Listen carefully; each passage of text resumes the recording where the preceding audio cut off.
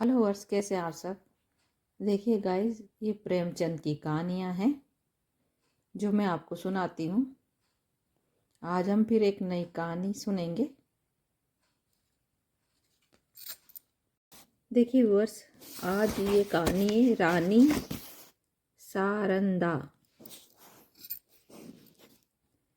अंधेरी रात के सन्नाटे में घमासान नदी चट्टानों से टकराती हुई ऐसी सुहानी मालूम होती थी जैसे घूमर घूमर करती हुई चक्कियाँ। नदी के दाहिने तट पर एक टीला है।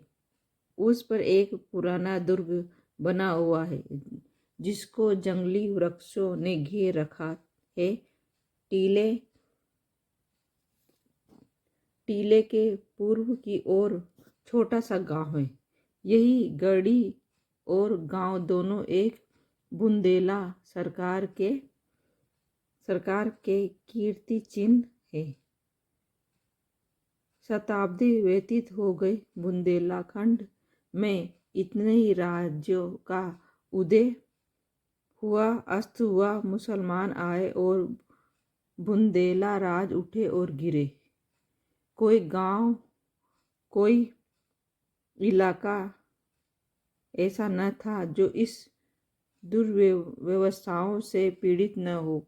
मगर इस दुर्ग पर किसी शत्रु की विजय पताका न लहराई और इसी गांव में किसी द्रोही का भी पर्दापण न हुआ। यह उनका सौभाग्य था।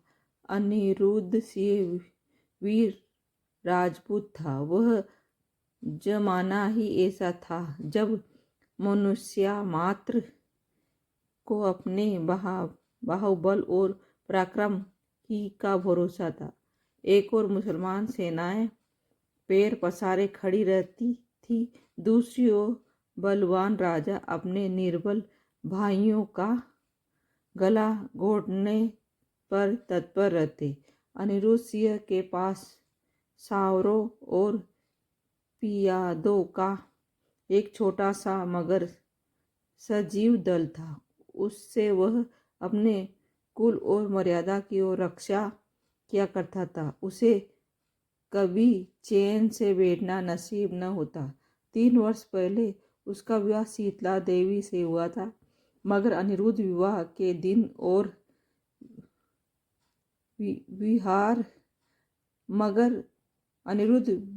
विहार के दिन और विलास की रातों पहाड़ों में काटता और शीतला उसकी जान की खैर मनाने में वह कितनी बार पति को अनुरोध कर चुकी थी।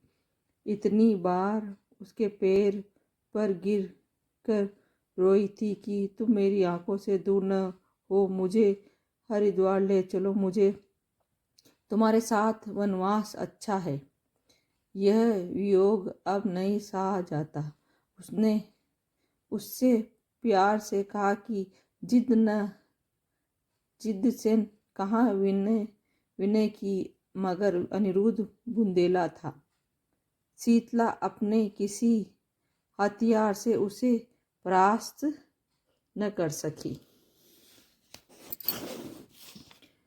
अंधेरी रात थी, सारी दुनिया सोती थी, तारे आकाश में जागते थे। शीतला देवी पर पड़ी करवटें बदल रही थी और उसी नंद सारंगा फर्श पर बैठी मधुर स्वर से गाती थी। वीरू रघुवीर कटत नहीं रैन। शीतला ने कहा, जी न जलाओ, क्या तुम्हें भी नींद नहीं आती? सारंदा, तुम्हें लोरी सुना रही हूँ। शीतला, मेरी आंखों से तो नींद लौट ही गई। सारंदा किसी को ढूंढने गई होगी। इतने में द्वार खुला और एक गट्टे हुए बदन में रूपवान पुरुष ने भीतर प्रवेश किया। वह अनिरुद्ध था। उसके कपड़े भीगे हुए थे और बदन पर कोई हथियार न था। शीतला चारपाई से उतरकर जमीन पर बैठ गई। सारंदा ने पूछा, भैया ये कपड़े गीले क्यों हैं? अनिरुद्ध, नदी तैर कर आया हूँ। सारंदा, हथियार क्या हुए? अनिरुद्ध, छिन गए। सारंदा, और साथ में आदमी क्या? अनिरुद्ध, सबने वीर गति पाई। शीतला ने दबी जवान से कहा, ईश्वर ने ही कुछ किया। मगर सारंदा के दीवारों पर बल पड़ गए और मुखमंडल गर्व से सतेज हो गया। बोली, भैया तुमने कुल की मर्यादा खो दी। ऐसा कभी न हुआ था। सारंदा भाई पर जान देती थी। उसके मुंह से ये धिक्कार सुनकर अनिरुद्ध लज्जा और खेद से विलप हो गया।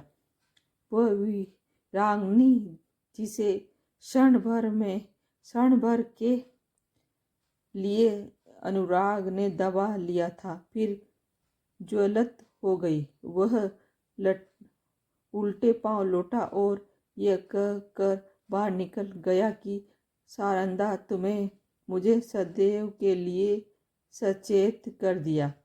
यह बात मुझे कभी न भूलेगी। अंधेरी रात थी।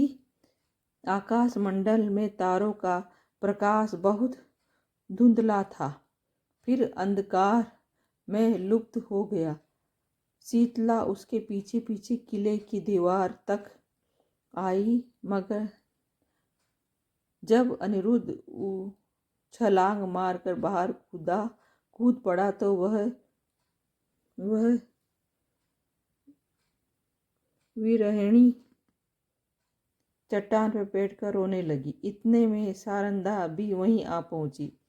शीतला ने नागिन की तरह बल खा कर कहा, मर्यादा कितनी प्यारी है सारंदा। हाँ। शीतला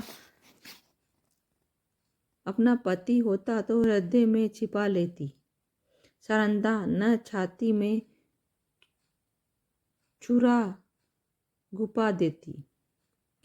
शीतला ने ऐंठकर कहा, चोली में छिपाती फिरोगी, मेरी बात गिरह में बांध ले। सारंदा, जिस दिन ऐसा होगा मैं भी अपना वचन पूरा कर दिखाऊंगी। इस घटना के 3 महीने पीछे अनिरुद्ध महारोली की जीत करके लौटा और साल भर पीछे सारंदा का विवाह ओरछा के राजा